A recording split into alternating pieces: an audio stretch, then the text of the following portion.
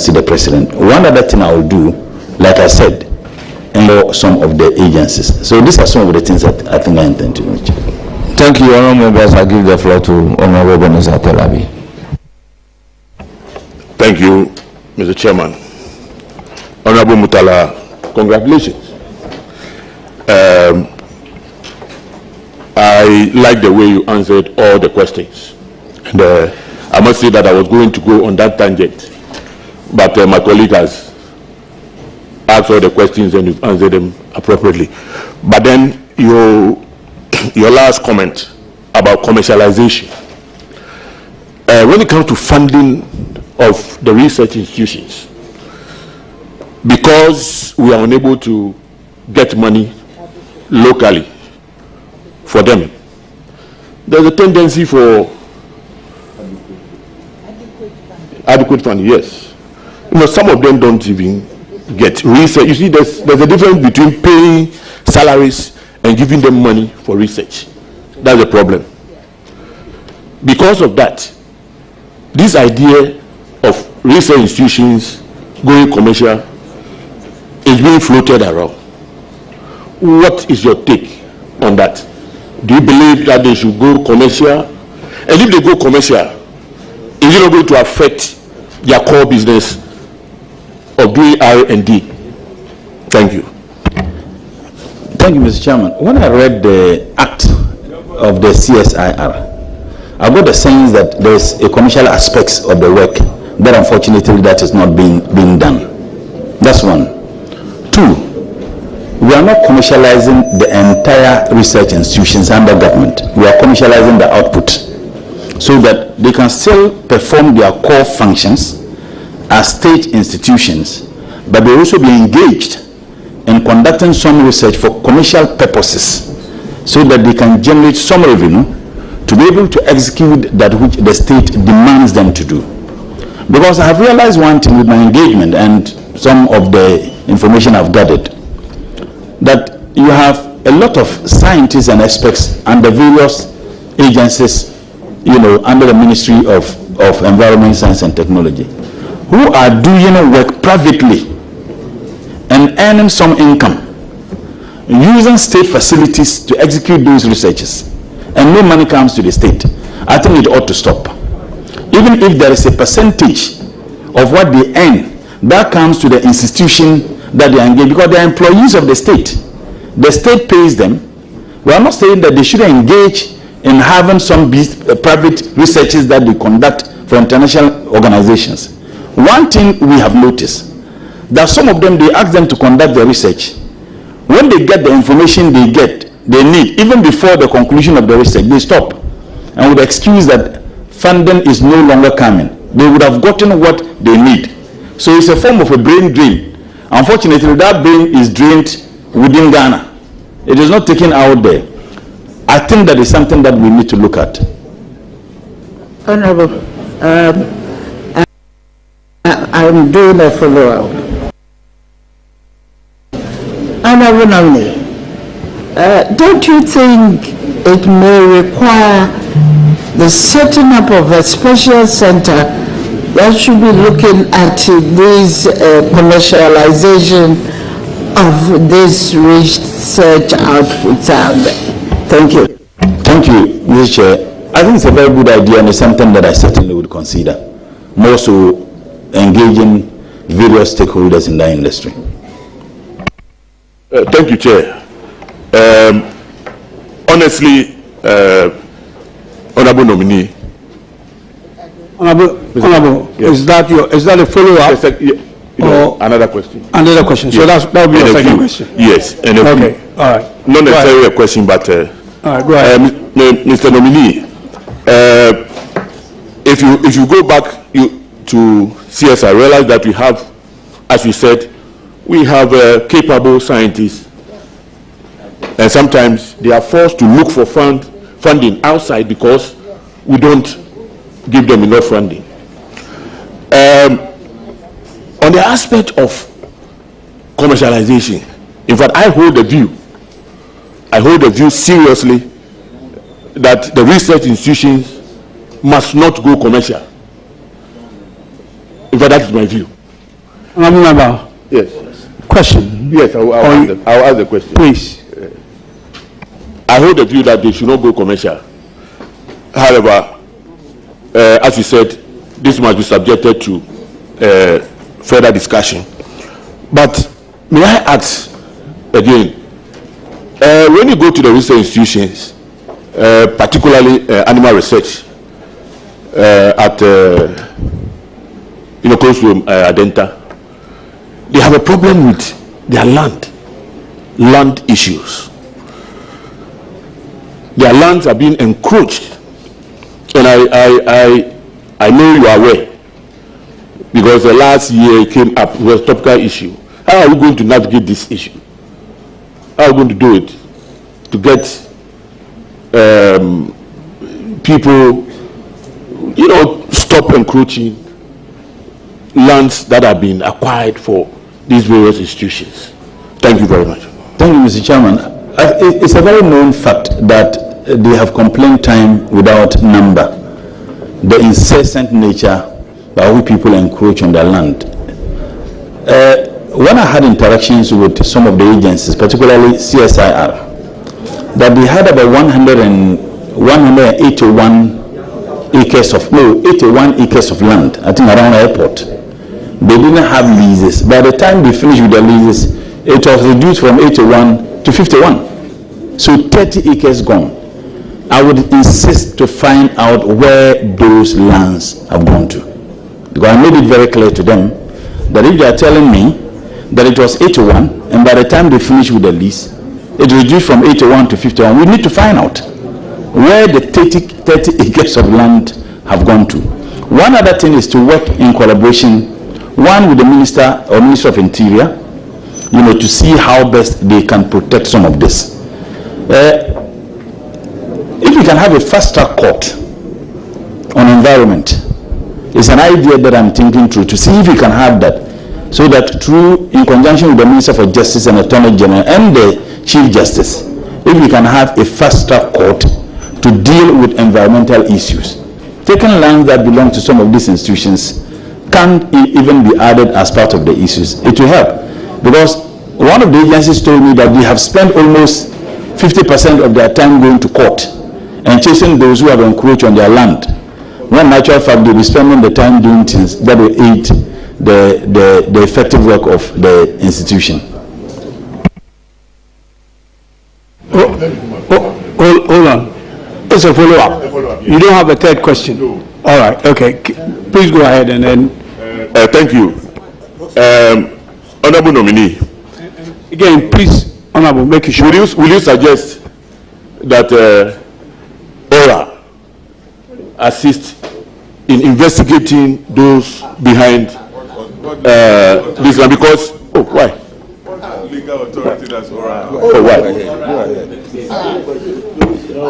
Because information I have is that some of the staff themselves are complicit when it comes to land issues. Thank you very much. Chairman, what legal basis does ORA have to assist? Sorry, Honorable. And he made a categorical statement that Honorable, you haven't got my... Please, let's complicit. Please.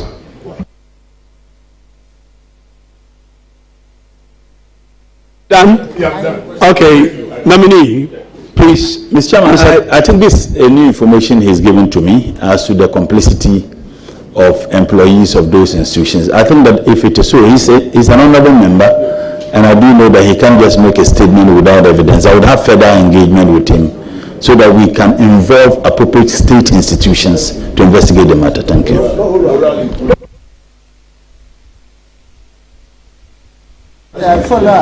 Yes, I will let you in quickly, please. Honorable Acting Chair, Honorable nominee, you've made a categorical statement over here about the dwindling size of the lands for research and other purposes. Have you actually done an intensive inquisition into why it is happening so? Because I believe there's a school of thought that where the research centers are at the moment, it's not serving the purposes for which they were established. And it will be advisable if they are relocated beyond, because you are talking about animal research center and some of the lands that are required by that.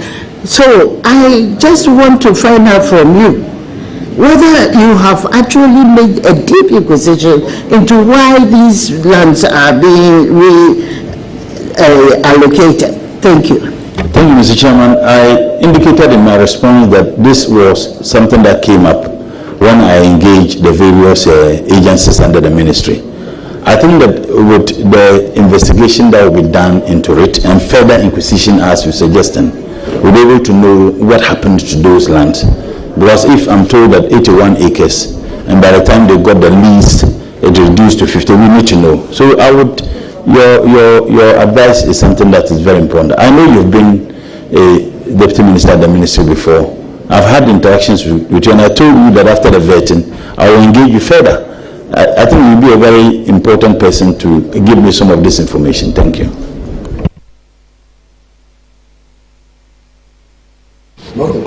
Hold on, you come in later and give us the information. I would like to call on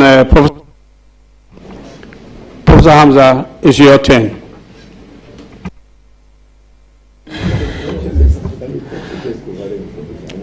Please go ahead. Honorable Dr. Ibrahim Murtala, congratulations. I have no doubt about your capabilities to be able to drive the ministry. But then I have just a few questions. Well, under the Paris Agreement, countries are allowed to collaborate in order to be able to meet their climate targets. Subsequent to this, Ghana has entered into a bilateral agreement with about a number of countries, Switzerland, Singapore, Sweden, and the rest. This is supposed to bring to the country millions of dollars. However, the process is so slow. If you get into the ministry, how do you intend to speed up the process so that this huge opportunity can be realized by the country? Thank you. Thank you, Mr. Chairman. I'll first and foremost find out why the process is slow. And if you're able to identify why the process is slow, I believe we can get a remedy. Of course, like I said earlier, if ministries are working together, you'll be able to identify some of the solutions to the Ministry of Foreign Affairs will be a critical ministry that I would engage, having identified why the process is slow. And I believe we'll be able to find a solution to it. Thank you. Thank you for the answer. My second question is, funding research in Ghana is a perennial problem which everybody is grappling with. We took a bold decision as a country somewhere around 2020, and we passed a law, the Ghana National Research Fund. And in the passage of the law, the president or the president is supposed to allocate a seed money of 50 million Ghana cedi. Then subsequently, at least up to about 1% of our total revenue is supposed to accrue for this fund. Till date, over 5 years down the lane, no action has taken place. What steps will you take to ensure that as soon as you get to your office, you work towards the implementation of this?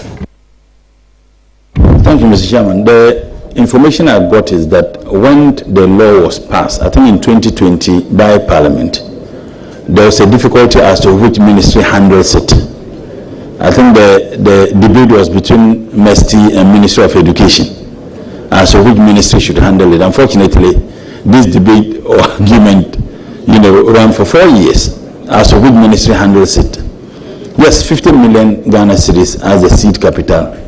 The information I got as of this morning is that because of that debate as to which ministry handles it, it was only in 2024, I think that by the end of 2024, that the president directed that Ministry of Education should handle that particular fund. So what I'll do is that, of course, I'll sit with the Minister for Education, who happened to be my senior brother, and see how we can tailor the funding of it to meet the vision and the policy position of His Excellency the President. As a matter of fact, I don't mind much which ministry handles it if we are to work together. For me, it doesn't matter which ministry handles that facility. But if we are to work together, I think that is what I will be interested in. Thank you. My last question, Honorable Dr.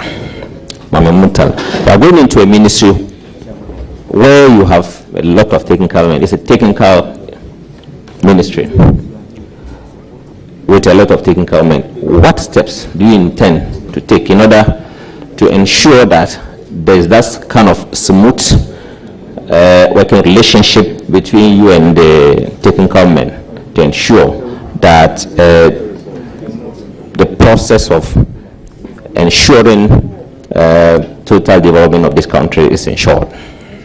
Thank you, Mr. Chairman. Let me quickly say that I don't know why repeatedly you address me doctor. I haven't graduated yet. I'll be graduating, God's willing, on the 11th of next month. Don't do that, and University of Ghana says that we are not awarding you the PhD again. Just besides the point. When I had my first engagement with the heads of institutions, I got the sense that every head there is a professor. When we were to do, self-introduction, and at a point, I even addressed someone as professor, and he said, no, I'm not a professor. And I said, I thought every, head of an institution under Ministry of Environment, Science and Technology is a professor. I do understand that it's a purely technical ministry. I do understand that it is full of scientists. I would give them the absolute freedom to operate, as long as what they do is in sync with the vision and policy direction of President Mahama. I wouldn't have any problem. And I indicated that to them, that I would allow them to operate whatever they think that we should do that will near to the benefit of the people of this country, and in line with the vision and policy position of President Mahama. I'm good to go with them. So I respect academia. I respect people with such intellect, and I wouldn't have any problem working with them. Thank you. Congratulations once again. Wish you all the best in the ministry. Thank you very much. Aja, Honorable, please, it's your turn now. Thank you very much, Mr. Chairman. Do you want me to congratulate you? Anyway, congratulations. All those there, congratulations. You see, I'm congratulating my husband. What's wrong with that? Congratulations and well done. I am not surprised about your appointment. I will make sure I will always be by your side to urge you on, and then also to make sure that at least, if anything at all, you will deliver. And inshallah, I know you will deliver. The only thing I am praying for is good health, long life, happiness, and the energy to work. And inshallah, I know it shall be done. So I congratulate you.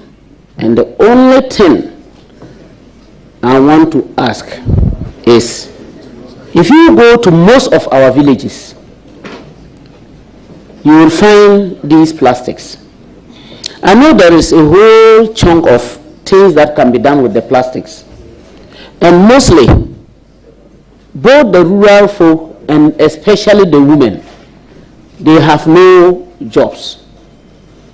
Will you consider finding a way to ensure that these individuals are employed so that they can collect these plastics for us to put into good use, which would also be a job for everyone, notwithstanding whether you are saying it or you are not saying it, whether you are NDC or you are MPP. Will you consider that? That apart, I will say, comrade, bravo. Thank you. Mr. Chairman, I think that it's important. My view of waste management in this country is anchored on competition, is anchored on value for money, is anchored on delivery. I intend to demonopolize the management of waste in this country. And by engaging local government authority and SMEs. I believe if you do so, that will be an opportunity to create more jobs for people. In the last parliament, I was a member of the Public Accounts Committee. And when we went around the country, we realized that local authorities can also have a capacity to be able to do some of these things. That is not to say that those who are already engaged in it must be discouraged or targeted. But I think that if we involve SMEs at the local level, we'll be able to do it effectively and efficiently and get the value for money we're looking for. Thank you.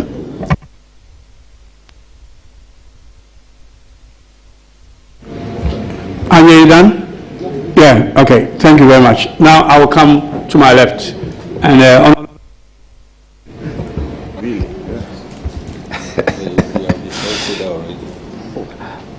Honorable Murtala, you have a very pretty wife.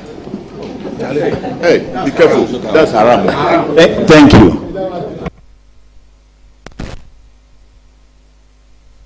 Honorable, congratulations. Thank you. Mr. Chair, this is an observation before the question. I was trying to indicate to you earlier. Yes.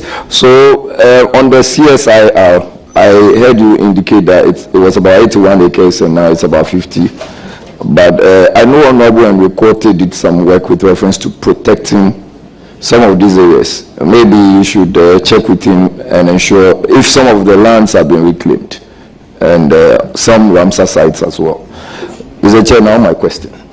okay, go ahead. So I've also observed, and I'm sure some Ghanaians have also done same, the issuance of permits, especially environmental impact assessment permits for some manufacturing industries, and to the extent where they operate. One of which is in my constituency. The company is called Empire Cement, and a lot of filling stations. Another example is the one closer to Medina, the one that was gutted with fire. I just want to ask you, how do we get these permits issued in the first place? And when they are wrongly issued, what are you going to do to ensure that such further permits are not issued? Thank you very much. Thank you, Mr. Chairman. I think it's true. There have been some serious debate over the operation of some of these facilities. And I guess the debate only comes up when there is a disaster. But in the absence of the disaster, we seem to be very comfortable as to the statu quo.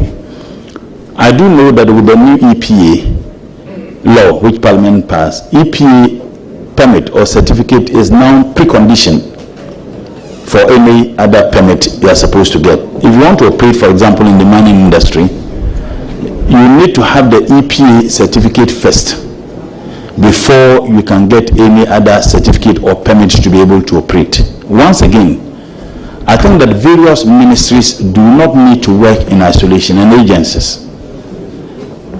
If you look at the EPA law, it has given EPA so much powers. But the minister has a supervisory role to ensure that the powers given to that agency is used effectively, efficiently, transparently, without any difficulty. The Empire Cement example you gave, I've had some interactions with, leadership of the various agents, particularly EPA, and we will look into that. It is something that I will take up seriously. The good thing is that the permit, my understanding is that it's given every 2 years. So there are some preconditions. If you issue the permit, these are the things you need to do. EPA sat on the matter, then refused to issue the permit. Now if you look at the law, you can then petition the minister. And the company petitioned the minister. The minister constituted a team to sit into it. And I think that there were some changes thereof. So it's a matter I want to look at. It's not only Empire Cement. Many other entities that are operating that do not meet the standard. And EPA, once again, will not have a carte blanche. The fact that the law permits you to do that, it doesn't mean that you can do anything. I have a responsibility to monitor and supervise the permits they issue. And as much as I won't get involved in the legal aspects of the issuance of permits, because if there's any problem, it's the minister who will be blamed. And I don't want to be blamed. I want things to be done in accordance with law, and that is what I will insist. Thank you.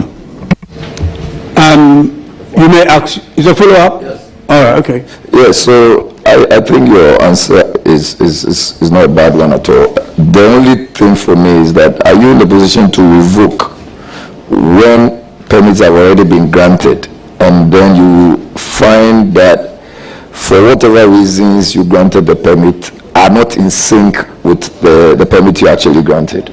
I think that the legal processes and the procedure leading to the granting of permit will not even occasion the idea of you wanting to revoke or not. I think that the processes, there should be some processes that must be met before permit is issued by the appropriate agency, in this case, EPA. And that is why, if you look at the law, that when there is a person who is aggrieved, either by the actions or inactions of EPA, that person can petition, if you like, an appellate body, in this case, the ministry. The minister cannot just say, I agree with EPA's decision, or I do not agree. He will constitute a committee to look further into the matter. And I think that as technical people and people clothed with the powers and expertise to do that, when they submit their report, we'll look at it and see whether we need to go ahead with the permit or not. Thank you very much. Mr. Chair, I have my second question, and go ahead. That has to do with the popular Restore Ghana initiative. And this seeks to address very significant environmental and developmental challenges in Ghana. Do you want to expatiate on that, since it's in your manifesto? Thank you, Mr. Chairman. It borders on reclaiming our lands, and we, like I said, we all know the havoc of Galamsey. And when I answered the earlier question, I said Galamsey is enough to talk about all aspects of environmental destruction. They destroy water bodies, they destroy farmlands, they destroy habitats that live in them, they destroy the livelihood of people. I think that deepening collaborative effort among ministries is important. If you ask me, my personal view, I think the issue of fighting Galamsey, it should be the Ministry of Environment that should take the lead. I don't think it should be the Ministry of Lands. Ministry of Lands is accused, rightly or wrongly, as having been a participant in the Galamsey menace we have. So it shouldn't be the ministry that should be taking the lead in fighting Galamsey. Unfortunately, the inter-ministerial committee that was constituted, Ministry of Environment was not even on that committee. And I guess my mother, would certainly lament on some of those things, because I think that the reason why Galamsey is an issue is because of the destruction of the environment and the consequences that such destructions bring to our livelihood. So it was mind-boggling that the Ministry of Environment, Science and Technology was not even on that committee. I think that the ministry should take a lead role in fighting against this Galamsey menace. Yes, Mr. Chair, just by way of information, I recollect Professor Frimpong Batin and he was then the Minister of Environment, Science and Technology. So he was a member. I think he was even the chair also. No, but briefly, you remember there were some issues. You remember? Oh, I don't want to get into that. And ever since, Mesty was not even involved again. Yes, Mr. Chair. This should be your third question. Yes, that's my third question. Okay. Yes. There could always be a follow-up depending on the answer. I just want you to avert your mind to electric waste and the hazard it's causing. And when you go to the Agbegloshi area, and what is currently happening to electric waste, I do not know if you have any strategies or plans to ensure that electronic waste, thank you very much, electronic waste, I do not know if you have any plans to ensure that electronic waste is rather waste that would bring money rather than cause more waste. Thank you. Thank you, Mr. Chairman. There's actually an act of parliament, the Hazardous and Electronic Waste Control Management Act of 2016, Act 917. And again, we have what we call the e-waste recycling center at Agbobulushi. There is one that the ministry has, but for proximity, they realize that the young men who are engaged in this act were unwilling to transport those items to the, if you like, the holding center at Ajin Kotoku. So the ministry then decided, and thank God, my mother, she was there. They then decided to have that at Agbobulushi. The disturbing information I'm getting is that the people are getting back there. Maybe the question is it a case that the monies that were given to them based on what they were virtually selling was not encouraging? That is one thing I want to look at. If it has to do with money, do we need to up it a little so that will encourage them? When they bring it, they can easily take it without they trying to bend, taking into consideration the health hazards that may occasion as a result of their activities. So it's one thing I want to look at. If it has to do with the money, maybe you can up a little. I know there are a lot of funding, grants available that we can access to be able to do some of those things. I want to be looking at that. But you see, when there was a reduction, it wasn't because there was a reduction in the emission. It was because they were no longer operating there because of the actions taken by the then Greater Accra Regional Minister. So they were having other places, they were emitting the same, if you like, carbon dioxide. But we felt that, this thing is now doing well. So I would engage various stakeholders. I would engage the communities, those young men who are doing that. I've been to Agbobulushi a couple of times when I was the MP for Nanton. I would engage them to see the need for them to sell it to the center that is there, taking into consideration the effects or the consequences of their actions on their health. And I believe once we do that, it will help. Richard, just a follow-up, and it's to the effect that the one, I'm also aware of another one, and it is very close to the Kolibu Teaching Hospital. Is there any plans to consider dealing with that one first, and even if there can be a closure? I would have a discussion with the Minister for Local Government, who happened to be my leader in Parliament, and the Greater Accra Regional Minister, and then the MPs of the area. I mean, the MP is a senior comrade of mine. I share the same floor with him, so I would have further discussions with him. I don't want to rush to say that we will do this when I don't have proper understanding of the reasons, and that is what I will do. Thank you. Mr. Speaker, sorry, Mr. Chair, I wish my brother a very good one. Thank you. Thank you very much. It's now the turn of Honorable Patrick Bama. Please take the floor. Thank you, Vice Chair and Member for Cape Coast South.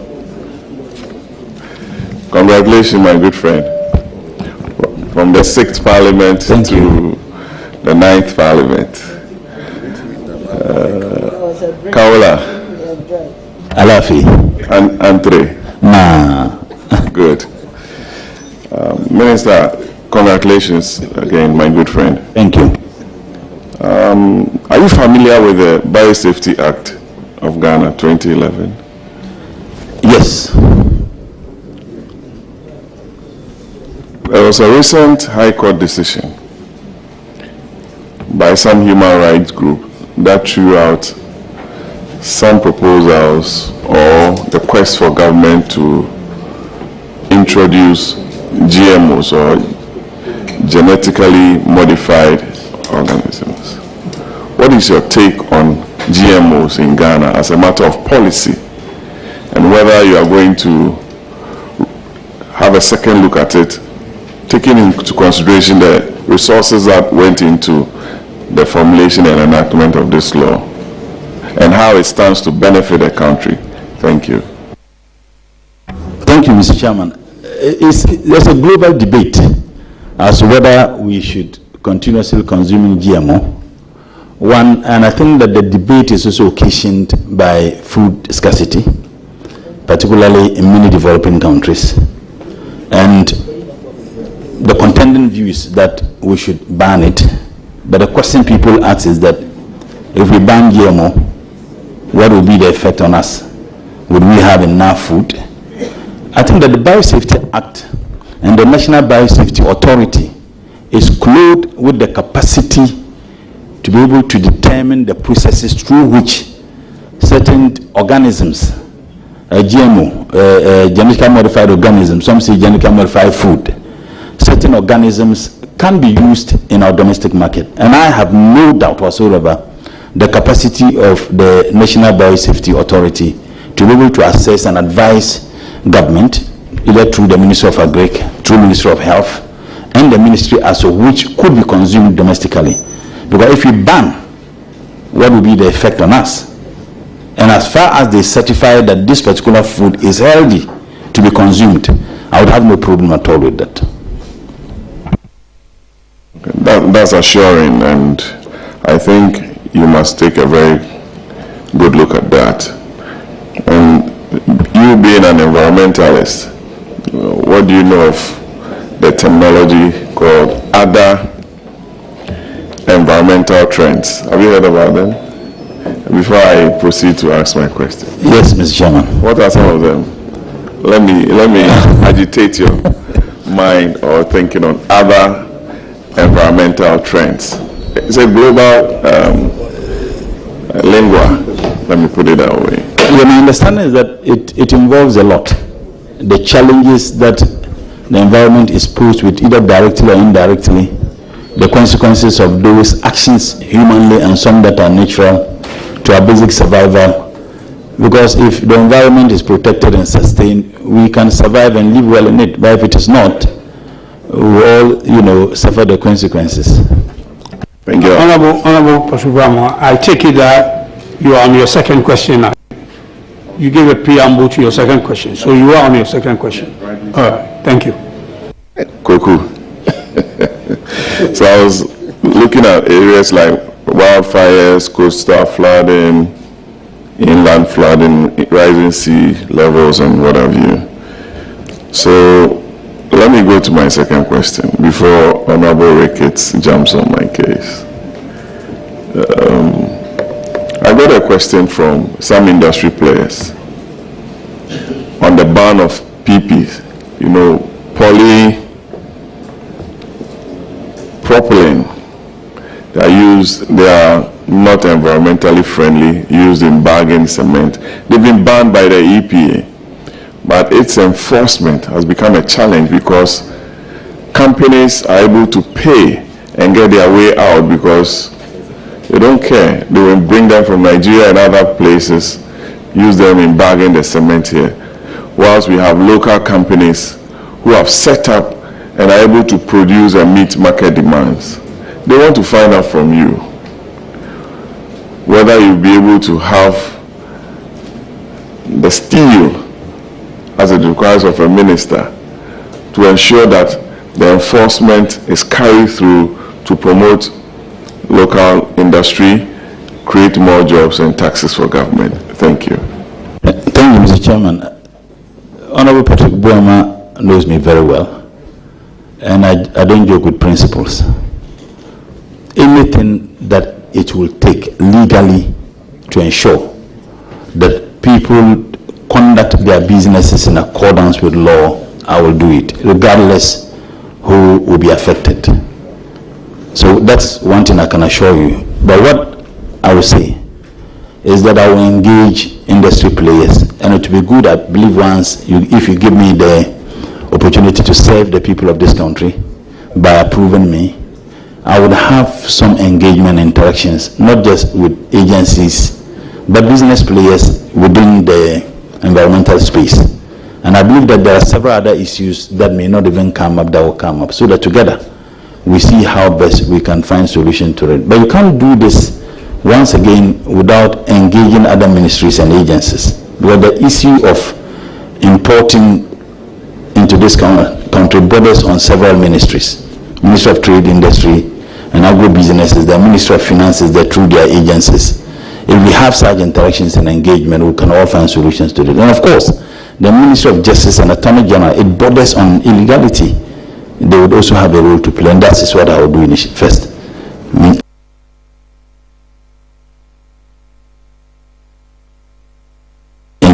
find solution permanently to some of these problems. We may not be able to stop it entirely, but we should make it absolutely inconvenient for anybody to want to engage in such. As a follow-up, there's actually a law in place banning its importation. That is what the industry players in Ghana wants the ministry to enforce. So you are clothed with all the powers to ensure its enforceability. Let me go to my third and final question, Chairman. President Donald Trump, your good friend, the 47th President of America, for the second time, has signed an executive order taking out the United States from the Paris Climate Accord. It has a lot of global implications. Ghana is a signatory to that convention or treaty. What are some of the effects, in your view, that Ghana stands to suffer from the withdrawal of the U.S. from this all-important climate change, given the fact that in the west coast of America, we saw the fires there, in California, even in Ghana, a lot has happened. It rains even in November, December, what have you. So some of us do believe in climate change, and a big power like the U.S. taking this stance, especially in this very important period. I want to hear from you, and the country wants to hear from you, and I wish you the very best. Murtala. Thank you. Mr. Chairman, I guess there was an earlier question that was not even direct as did, but in my response, I did indicate that it is a worrying development, considering the fact that the U.S. is the second largest emitter of the green gas, and also taking into consideration, the work and our effort for environmental sustainability in this country. So the question is, U.S. withdrawing from it, is it going to affect the funding sources that we get from the United States of America? My prayer is that it wouldn't affect those funding sources. And we have an outstanding relationship with America as a state. Ghana is a beacon of democracy.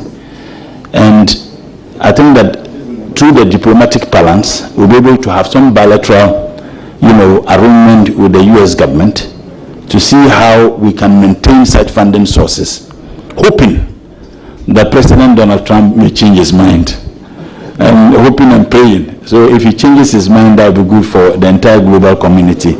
But if he doesn't, we must find a way, innovative way of ensuring that such support financially we get from America continues. Thank you very much.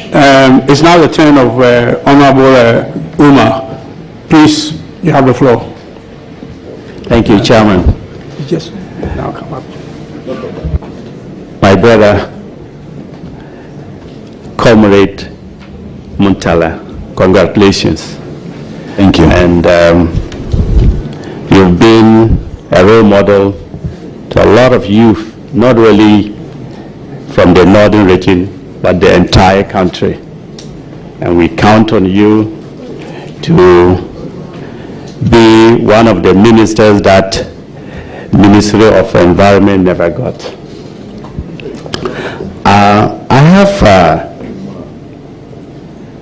I've been worried about solid waste and disposal in urban areas and communities.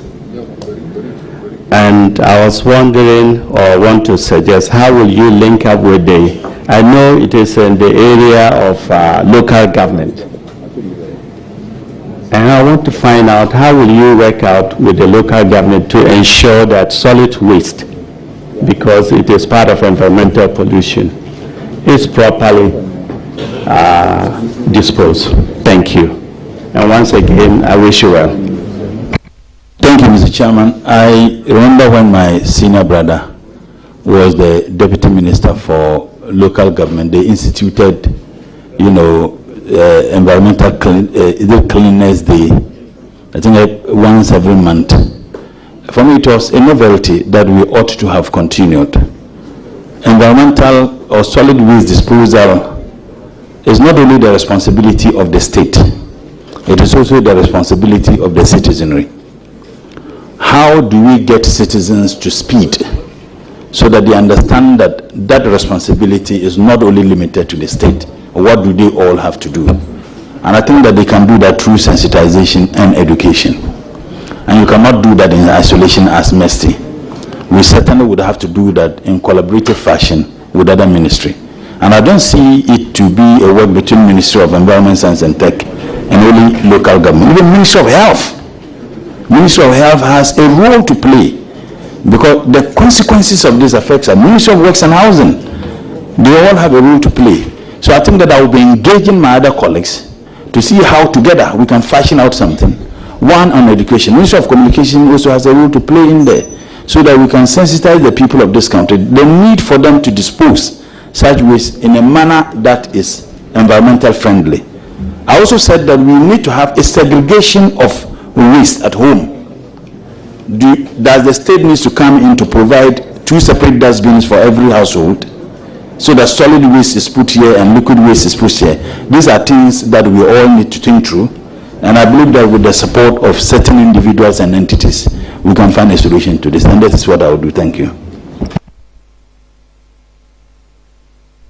Are you done?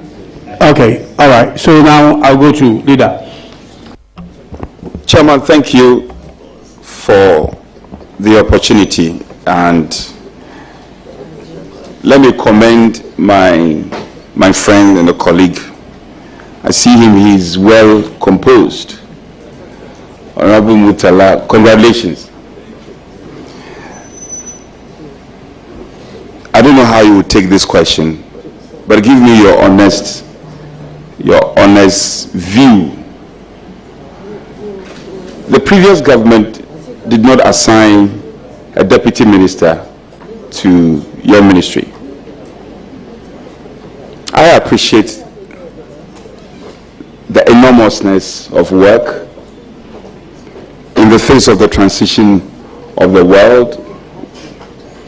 Would you say that you will subscribe to that, where you will be without a deputy, or you think the president should assign a deputy to your ministry?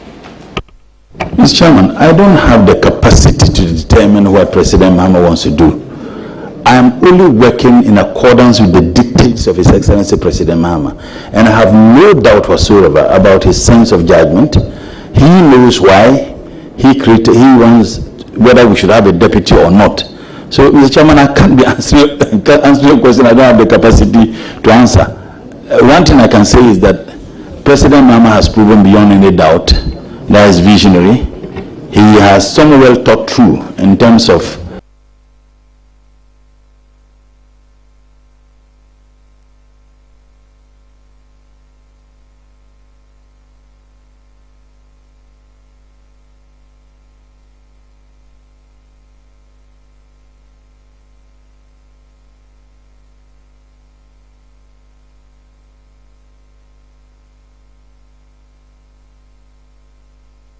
decisions is taken and policy formulation, and that's why his track record is outstandingly superb. So I don't think that I'll be able to determine to him what he wants to do or not. Thank you. Mr. Chair, I hear his eloquent recitals. However, you should remember that we are not on the campaign trail, so you should put the brakes on that a bit. My next question, however, my friend, is on Rancia side. And you know, especially areas at Osu, has been encroached upon. In the face of the relevance and how important these sites are into biodiversity conservation, many more. I don't know if you'll be clothed with the powers to track down on these people who continuously encroach on such environmentally sensitive site, What's your thinking going into this ministry? Well, like I said, I'm not going to work in isolation. I'm going to work with people who are clothed with enormous capacity and abilities to be able to fashion out policies that would stem the tide of what we're all concerned about. But if you ask me, I'll say that we could have a task force that will have a responsibility of monitoring compliance, environmental compliance. And Ministry of Environment, Science and Technology cannot do it alone. Once again, we'll do it with who's talking about the interlinkages, become a development planner by profession. And I know how important working together can yield the results. If you work in isolations, as ministries and agencies, we continuously have some of the problems we have. So once again, I would engage further. I will engage the experts of the ministry and various stakeholders, including, the private sector. They all have a role to play, and most importantly, other ministries and agencies, to see how we can all find a solution to this unfortunate incident here. Yes, follow up on that. Sometimes it is easier said than done. And I hear you when you said you are going to consult stakeholders, even the private sector. Sometimes your stakeholders may be thinking differently from what your thinking lines are. When you're having situations, you're having difficulties in ensuring what you believe in, what your defined, functionalities are as defined by law, and you're having difficulties. Sometimes even your own colleague ministers may not agree with you. I know you are one passionate person that wants things done.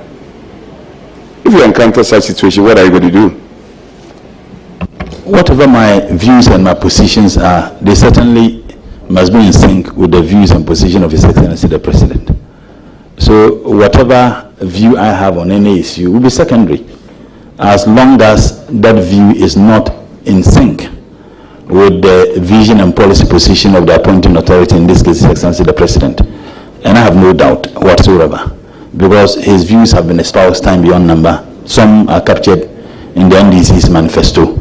And I believe that any other minister or any other heads of agency must work in line with that. Like I said earlier, if you look at the ministry, I'm dealing with distinguished citizens of this country, professors, experts. I'll give them that free will to the position of His Excellency the President. I will have no problem whatsoever with them. Honorable Nominee, the CSR, as you do know, I know it's one of your agencies, right? Yes, it is. You know how important the CSR is? Sorry, Honorable Leader, I consider this to be your third and the last question. If it is the case, you don't want me to proceed, no problem. I thought that I'm an environmentalist. I'm just asking you. No, I want to have a chat with our colleague. This is very important. They are very important issues. These are no controversial issues. They are straightforward matters. Okay, go ahead. Be magnanimous with the rules. Go ahead. In any case, I'm a leader in Parliament. I know. So don't limit me to 3 questions. I was asking you. Please respect to you. We're trying to manage. No, good man. Honorable Murtala, he is eager to answer my questions. The decline in biodiversity has come up strongly, as one of the red flags issues in terms of our environmental conservation. I don't know what your thinking is going into the ministry. The endangered species, i.e. flora or fauna. What will be your strategy to deal with this concern? Mr. Chairman, I don't know, maybe this will be the umpteenth times I'm going to answer the same question and answer a question with the same, It's been asked before. No, I'm saying that yes, a similar question, and I'm providing an answer that will be a repetition of the previous answers that I've provided. Let me drop that. If it's been answered already, let me drop that and ask a different question, if that is fair. Honorable Nominee, we amended the Bui Power Act, and amongst the reasons was to input the need for renewable energy. So the Bui Power Act was amended. We have the usage of renewable energy in there. And so that's how come we have the Bui Power Authority and all that. However, we are still stuck with a 10% of renewable energy when you look at the energy mix. And we appear to be proud about it. For almost a decade now, we are still hovering around the 10%.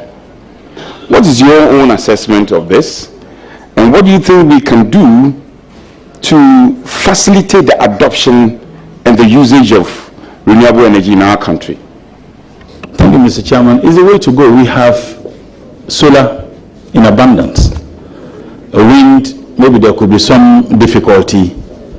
There's some hope. If you take Melcom, is it ice cool? There is this water.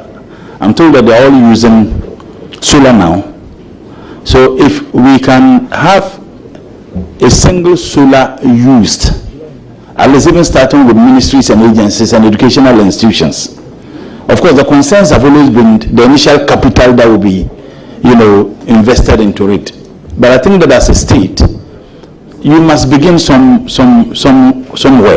I remember when we were in Legon, my understanding was that the main street lines to Commonwealth Hall were all solar. Even when there was light out, you still have, some visibility. I think that if the state can look at starting with state institutions, Parliament, for example, we can decide that Parliament should use solar. The initial capital injection is huge. There have been instances where ministries are indebted to ECG. The former Minister for Finance is here. He had a lot of difficulty dealing with ECG over the indebtedness of some state institutions.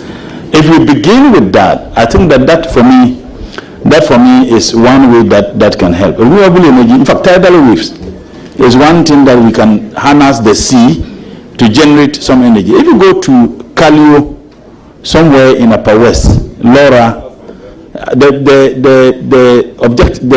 the intention was to generate about 10%. But unfortunately, they are generating below 4%. How do we speed up? I mean, even if you have 10%, maybe 15-20%, that will help in our energy mix. Okay, Chairman, I'm happy you mentioned the Kalio solar farm.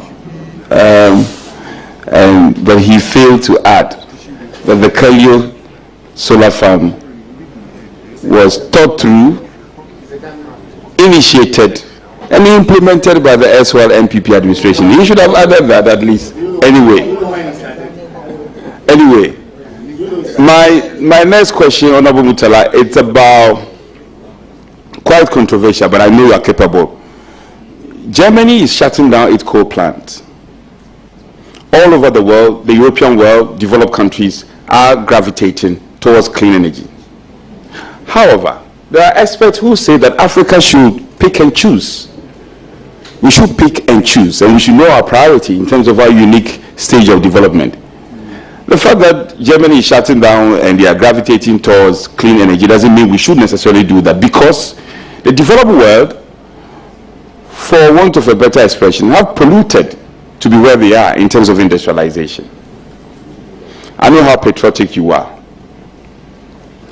Would you sparingly, or will you suggest that as a country we should sparingly adopt renewable energy and also focus on building our industry? We should also pollute a bit. Are you for that school of thought? Thank you, Mr. Chairman. I remember when I was in SHS2, I read Arrow of God. Arrow of God. I think that those who are interested in literature, and there's a phrase in it that we are all men. When we open our mouths, we know the men from the boys. We can't, and I see in your question, I see you speaking as a former NOX president, the student leadership, we're all, patriotic, we demand. But when you get into the field of global geopolitics engagement, it is completely different. If you ask me, my gut feeling is that we should not agree, because what percentage of the total emission are we contributing? Those countries indeed are where they are because they had a carte blanche of industrializing. And once you industrialize, you will also be emitting. Because if you look at the countries that are China, United States of America, Europe, the Russian Republic, Brazil, India, they are industrializing. So if you ask me, that's what I say. But the point is that what will be the consequences? But when you have your food or your mouth in another man's kitchen, you certainly won't have the say. We do so, they cut funding sources. It affects not only our, desire to sustain the environment, but it also affects other developmental activities. So, if you ask me, yes, as a patriot, as a former student leader like my brother, yes, we should do that. But in reality, it will be extremely difficult. Okay. You mentioned China. Just to follow up, most people tend to criticize China about the pollution and the extent of it. However, ironically, what people don't know is that last year alone, China invested more than 2 billion in the area of renewable energy. I mean, arguably better than even the Netherlands and some other countries that are noted for investing more in renewable energy. It's a very interesting topic, and I just wanted to tease your mind about it. My penultimate, just the final question I want to ask is on the EPA Act, the new EPA Act. We're all passionate about it. We passed it. What do you think this EPA, the new EPA law, would cure necessarily? Thank you, Mr. Chairman. It is now an authority, and naturally, authority gives it some powers. I think that the new law gives EPA now the prosecutorial powers now to prosecute, and for me, that is also something that is extremely good. I said we may have environmental fast-track courts to deal with people who violate, certain environmental laws. Now, if you now have EPA, which is now an authority and has prosecutorial powers, you played a significant role in crafting this particular law. I think that it will go a long way to help.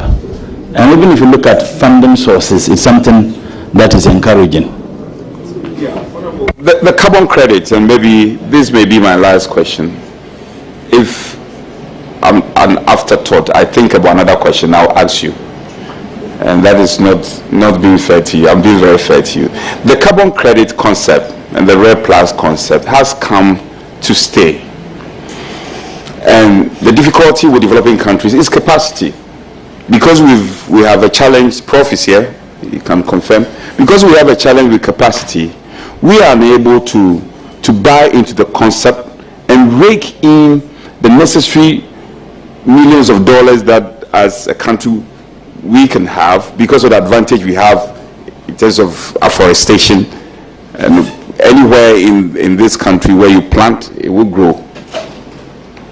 I see that as a huge potential, and it's as an avenue we can raise a lot of IGF, for want of a better expression, IGF.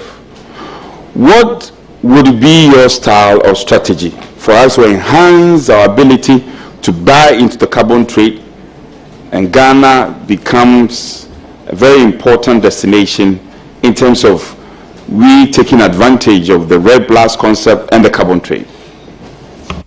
Thank you, Mr. Chairman. In everything you do, you need some level of stability. And so we are at advantage.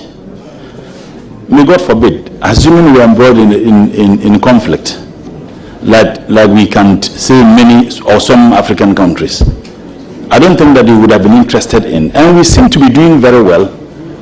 Professor Hamza's question, he enumerated some of the issues. We have that with Sweden, Switzerland, and Singapore, and many other countries. And it is yielding some problem. Maybe we need to deepen that and engage such relations with other countries because financially it helps. And it is one of the surest ways we can generate enough resources to support some of the agencies that are engaged in that without necessarily, financing the activities through budgetary allocations of government. Mr. Chair, let me wish my friend who we've been engaging ever since his name came out officially. We've been talking and hoping that things will go well. Just to end on a note that what will you want to be remembered for after your stint of stay in the ministry? Honorable Murtala, once our Minister for Environment. What is the new designation now? Environment and what? Science and Technology. What would you want to be remembered for? Thank you, Mr. Chairman. Results-oriented, instilling discipline in the activities of not just the ministry, but agencies within the ministry, and doing everything possible to stamp up corruption. Mr. Chair, I thank you, and I wish my colleague the best of luck. Thank you very much, Honorable Leader. I will now come to my right again, and then no, he's going to, yeah. So you have the floor. He has only 2 questions. Chairman, thank you very much.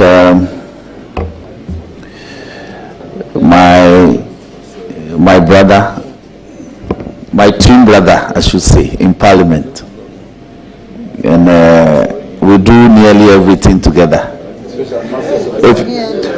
If you see me in Tamale, yes.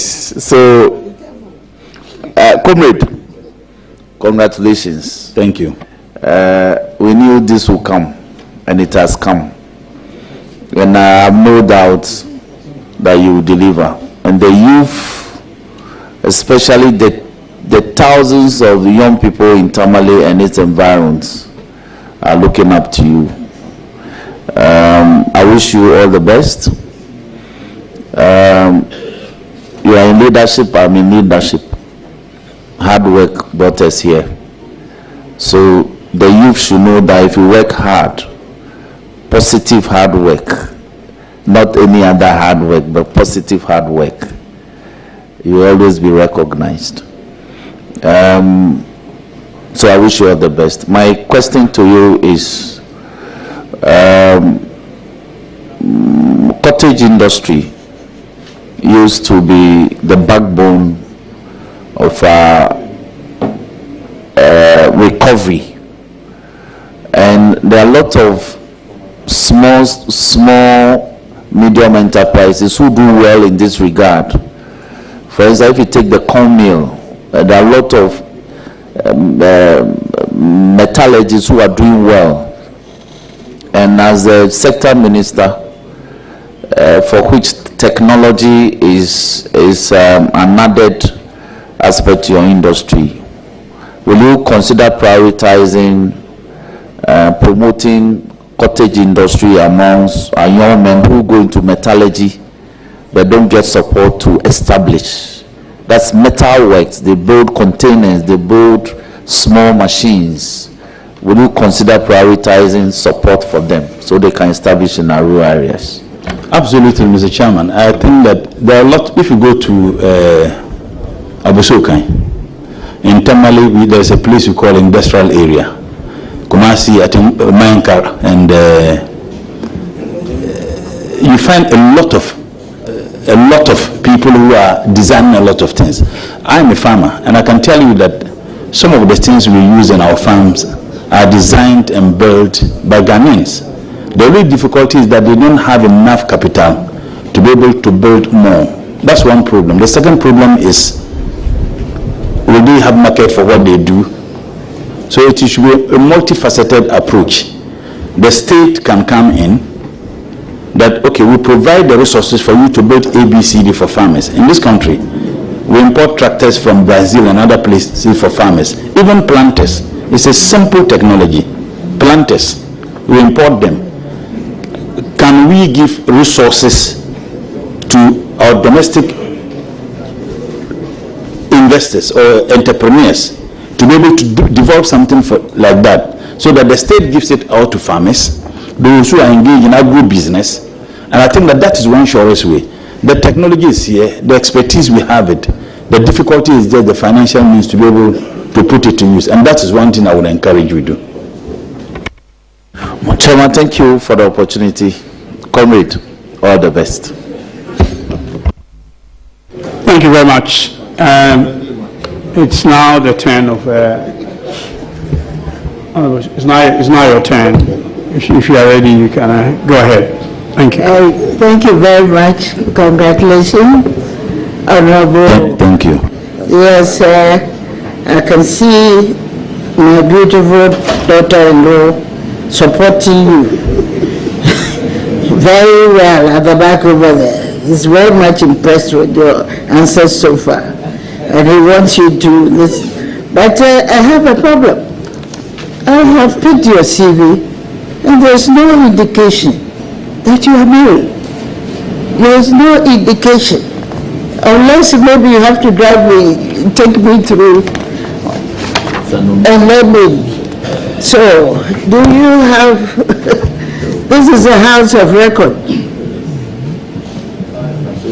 Are you seeking the permission of the?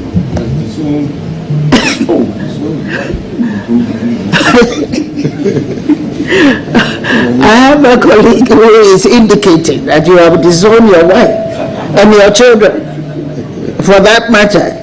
But do you want to seek the permission of the chair to amend accordingly? Absolutely, Mr. Chair. What actually happened is that this CV, I have been using that.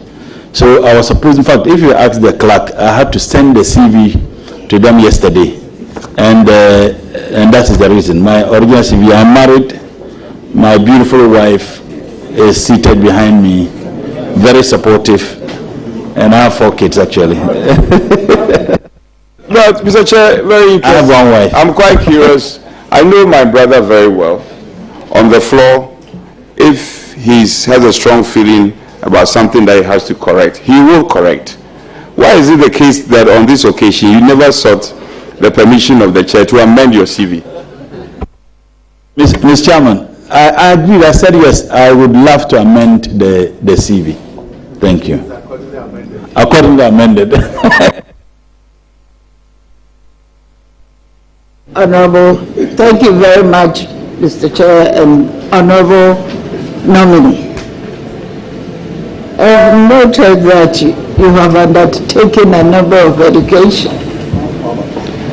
In a master's for planning, you had a thesis which read good governance and the execution of development projects at the local governance level.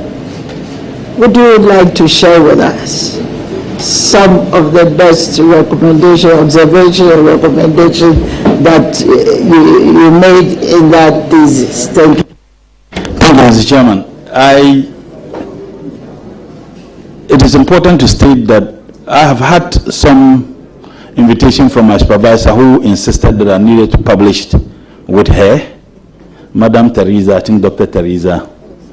One of the recommendations I made in the work I did when I presented my thesis was to recommend the elections of district assemblies long before the Constitution Commission review came with that particular position. I had done that, which was captured in my CV. And that for me it was telling. So that was one very important recommendation. And the Constitution Review Commission actually in their report also agreed with the position I took. However, there were some difficulties with the engagement and interactions I had with players. One of the skeptics, the views they have is that if you have the regional minister who is the RECSEC chairman, or you have the DC who is the DISEC chairman, the District Security Committee. Now if you have a district chief executive who belongs to a different political party, in this case, the NDC is in government, and then if it is going to be elected, I mean, you can tell your guess is as good as mine, depending on the strength of each political party in each district. So the possibility of you having an MPP winning in an MPP stronghold, the elections in terms of the DC they elect is very high. Now, if the president is visiting that particular district, his security and safety will be guaranteed by someone who belongs to a different political party. These were some of the views, but I still think that it can happen. I mean, if our institutions are strengthened and we have confidence in the independence of the institutions, it doesn't matter who is the DC or who is the regional minister, we can still go ahead to ensure the safety and the security. And maybe the suggestion is that regional police commanders and district police commanders should be the leaders of securities within the districts and the region, and not the political appointees. So these were some of the recommendations I made in my thesis. Very well. You have a follow? Are you giving them? I commend you highly, not just for the idea, but to also publicly stand by it. I think it's a point of commendation for me. However, you do know that I think a while ago your party took a position against that. If I'm wrong, you may correct me, but your party took a position against that when the president, former president, was pushing for the election. You can put matters in context. Would you still stand by that at this time, that we should go ahead as a country and elect our MMDCs? Thank you, Mr. Chairman. My party never took a position against it. My party's position was informed by the position your party took in Parliament on the matter. Because I remember at that time, we had no problem going ahead, but you were demanding certain things to be done. I can't specifically remember, but I remember in Parliament, I stand to be corrected, I remember in Parliament, I wasn't in the 7th Parliament, and those who are there can confirm this. But whatever the case is, Mr. Chairman, whatever the case is, Mr. Chairman, you asked me what I added to knowledge, the recommendations I made. And I said that my academic work, some of the recommendations I made was ABCD. It is completely insulated from the position my party took. Granted that was even the position my party took.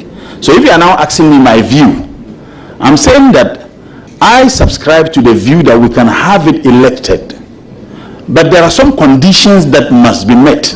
And I did indicate the concerns certain people raise.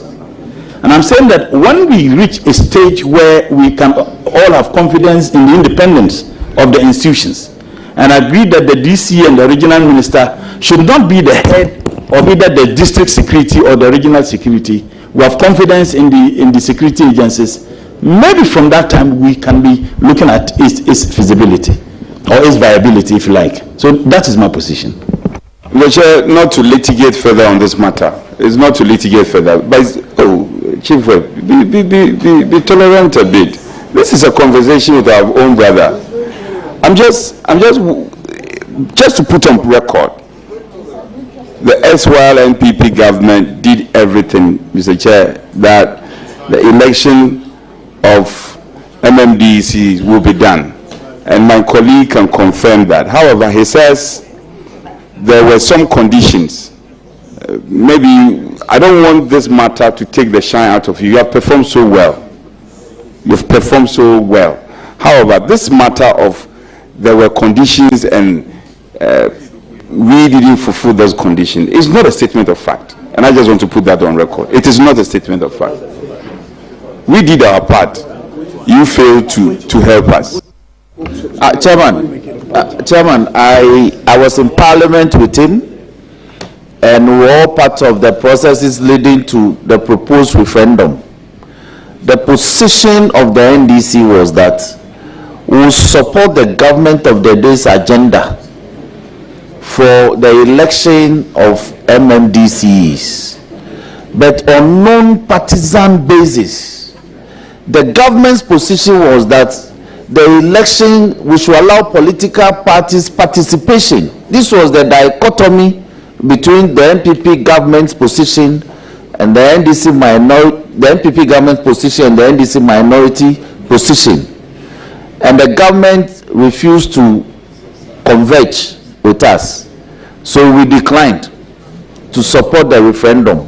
So the election, yes. Non-partisan, yes. But you said the election with the participation of political parties. So these are the facts. Please, nominee, I think let's make progress. Honorable Patricia, I tell my it's in our manifesto, so we implement it. Yes. Please, Honorable, go ahead. Thank you very much for the direction, but it's a very good and interesting topic, and we need to be very clear in our minds in pursuing that agenda, what it's going to do. Now you've realized that we have some level of differences.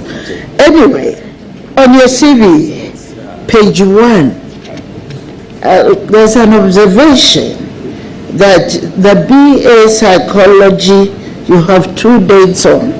I don't know what the 2003 means and then the 2011.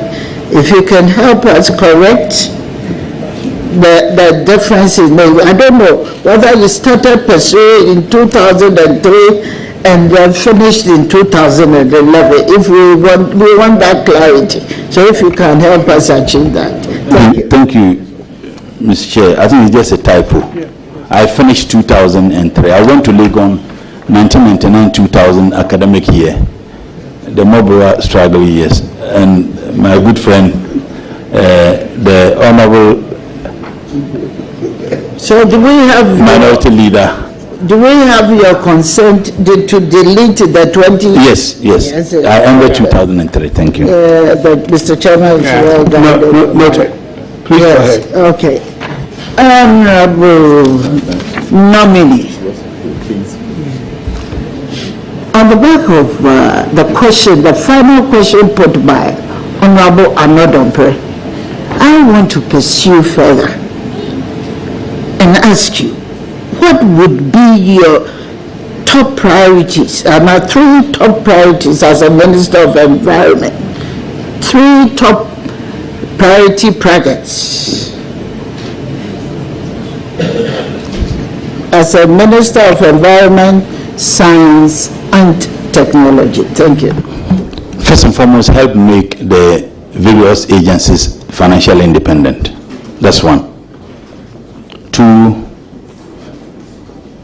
build the capacity of people who are working, not just the ministry, but the agencies. And I say this because there are a lot of funding sources. The UNDP I talked about, they have funding that helps to build capacity of agencies and ministries who are working in the area of environmental sustainability.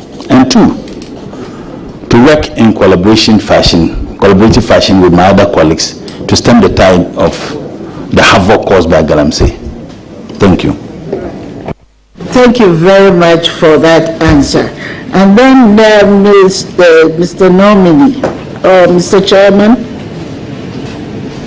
I heard you rightly say that the implementation of the environmental laws and regulations should rather be the responsibility of your ministry.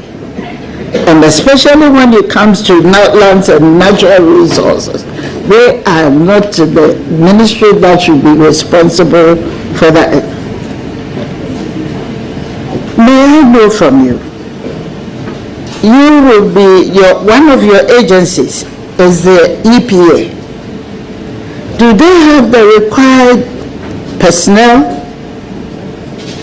and the right monitoring systems to undertake this regulatory function appropriately? And if not, what would you do to ensure? Thank you, Mr. Chair. From the outside, I can say they do, but I'll begin to have a proper appreciation of what they do once I get in there. After I had an interactions with the agencies, but I've indicated to the Chief Director that after you approve me and I'm sworn into office, I would have a detailed presentation of each of the agencies, department by department, so that I will do a proper assessment of the capacity of the agencies and the projects they have. From that time, I'll be able to have a proper appreciation of their capacity, and then we'll take it from there. Right, and a follow-up, Honorable Nominee, don't you think, by your answer, you shouldn't have said that they do, but rather you are not in the know, and that you will find an appropriate way of learning and finding out whether they have the right personnel, the right number of personnel to execute those projects. Thank you, Mr. Chair. I laid my answer with the condition I said from the outset. I get the impression that they do because I see that EPA is working. Of course, we would want them to do more, but I'm saying that I have proper appreciation once I get in there. But from the outset, based on what I have seen, the documents I have seen, they seem to be doing very well. But at least they need to do more. Very well, Honorable Nominee. There's something that is really, I need to seek some clarity on that. I'm asking if your ministry, the Ministry of Environment, Science and Technology, does not overlap with the new Ministry of Climate Change and what is that second one? I'm not too sure. Yes, there is a ministry. A Minister of State responsible, so it is not a ministry. Climate change and sustainability. Yes. Just an executive officer. It's just an executive. Okay, then I will drop my question on that because I felt strongly that there was going to be an overlapping, and it is very important that we look at that one. I've heard you severally mention about funding. Funding is a very critical need in the ministry of which you are going to be responsible for. And one area that I believe that we need to look at is to define and ensure that we set aside a certain percentage of our funds for research. I want to find out from you if you agree with this assertion, and if not, what would be your alternative plan? Because work still has to be undertaken by that ministry. Thank you. I think that the demand that is entirely requested by experts, research institutions, is that if we can devote even 1% of our GDP, if I stand to be corrected, for research funding, I believe that research is not only important, but essential, is very critical. And I think that the state must take issues of research very, very serious. I'm a research student myself, and I know how impactful research is to our complete, if you like, socioeconomic developments as a state. When proper research is done, it helps even in planning, because you have something, at hand that you can work towards or work on. But when you have research institutions that are bereft of the basic resource funding that is supposed to be given to them to be able to execute their project, you have a problem. So I think that we need to take the issue of research serious, and President Mahama is committed. If you read the NDC manifesto and statements he even made when he engaged some of research institutions, that is more than willing to give them the needed funding for the purposes of their research work.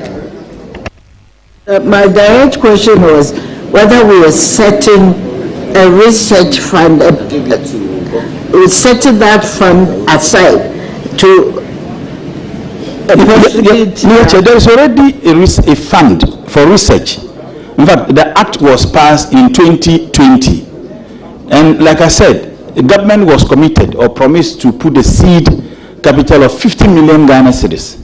Unfortunately, for 4 years, my understanding is that not a dime was put in it, because there was a debate, or if you like, a conflict between Ministry of Education and Ministry of Health, Ministry of Environment, Science and Technology, as to which ministry handles it. So I'm saying that if the monies were put in it as a seed capital, maybe by now would have generated more than the 50 million. Yes, I would support any decision or move to put in the necessary money into that seed capital. I would support that. Yes, and you think there will still not be that kind of controversy between the ministries, and I want you to also tell us what percentage of research funding per year GDP should we apply into this particular, I want us if it's possible, and maybe you are giving that note. Currently, we are doing less than 1%. Less than 1%. I mean, currently. I'm saying a beggar has no choice, but at least let's start somewhere. I'm happy my senior brother is the former Minister for Finance. If I had the opportunity, I would have asked him why they didn't give the 1% which was requested. I mean, if we have more than 1%, that would be encouraging. Honorable, the follow-up is that we are relating it to... Mr. Chairman, yes. I came to solidarize with him, but it appears he's inviting me into the discussion. Your nominee and is inviting... I do not want to answer that invitation. You are not invited. You are not invited.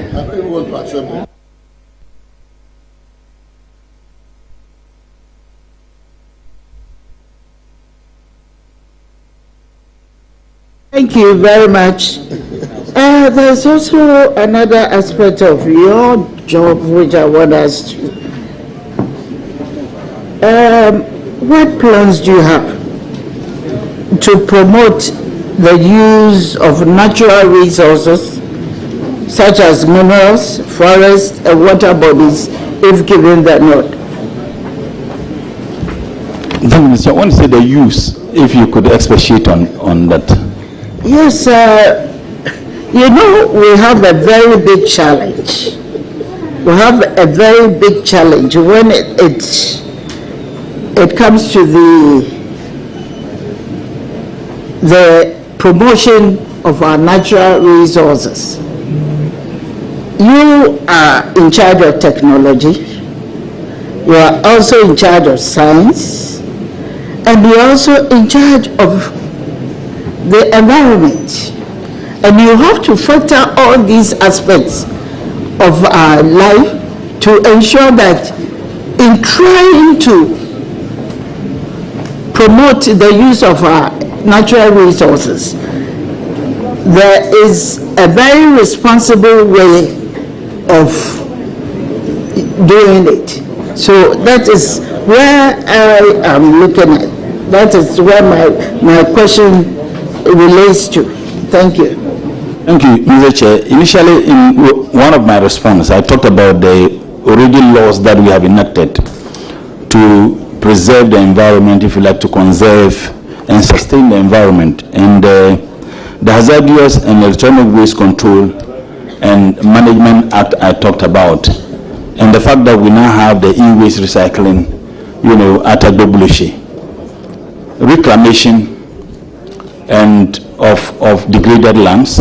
If we have agriculture smart technology, we'll be able to help in this direction, and we can only do so if research institutions are given the needed resources to come out with that, of course in collaboration with the Ministry of Agri, because we know the effects of our agriculture activities on our environment.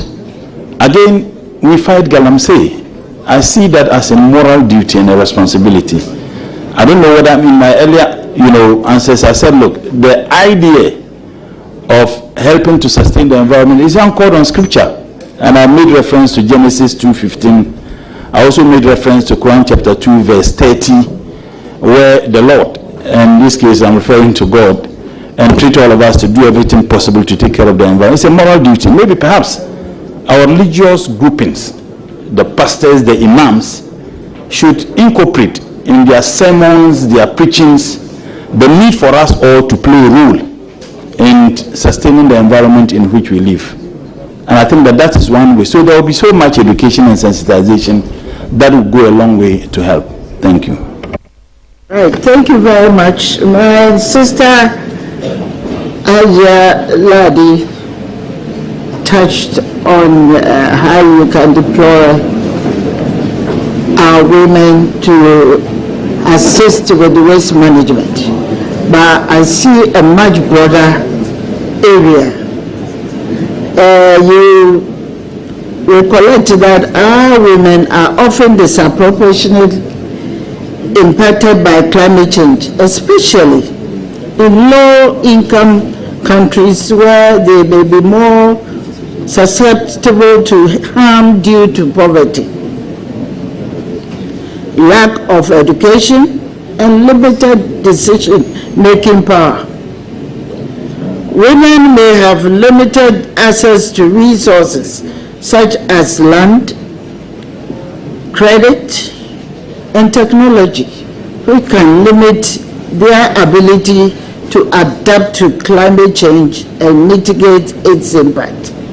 Honorable nominee, what specific policies does government plan to implement to address the climate change and environmental sustainability, especially as regards to women? Thank you. Thank you, Mr. Chair. His Excellency President Mahama made history by nominating a running mate as a woman of substance, a woman, I say, who is more than 1,000 men in terms of her achievement. And I think that it is not for nothing that she was made a running mate. And the good people of this country actually, endorse that. Women have a significant role to play in all aspects of our life, whether environment or agriculture. And I can tell you that I'll do everything possible as far as the ministry is concerned to give women a lead role. You were a deputy minister there, and the information I get there, you perform outstandingly. So when women are given the chance, they deliver. And we would ensure that we make women play a lead role in this journey. Thank you. Thank you very much. Honorable Minister, I have a challenge. And the challenge situates directly in my constituency. In Accra and Kumasi, but in Kumasi, my constituency is where we have the abattoir.